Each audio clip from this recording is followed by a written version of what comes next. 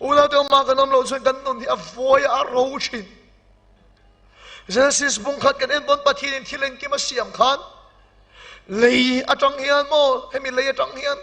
lei thil nung tin reng ya siama thing kung te thai te nim pang par te lei atang hian siama su lei tanga siam te chuan aron chuan a lei su an nun nan an mang sel ani an di sia chumo thing kung te po ni pang par te po hi lei atang kan po phoi chuan rei lo te alo voi lo ro lo thi mai don nun ti le kan du chuan aron chuan ala ya bok kan phun le ngai tuya tang chuan tuya thil nung tin reng a siam a sanga te nung sa liam pui pui te aron chuan a tui chuan nun nan an mang se la mo sanga te po hi ni aron chuan a tui chuan nun nan ni sia chu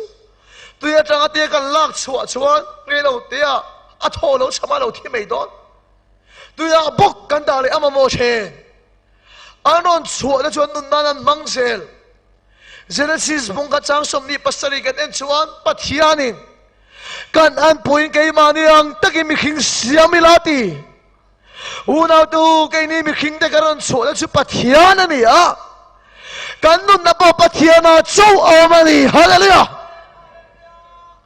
khalai nim le pang par te khamo sum tam tak chunga daila anun phalawang a voi thawang silfen moi tak chunga daila voi thawang aron chuan a lei khan nun na lama mo nang bo sum le pa hian inu na ti hlim so tak tak lo sia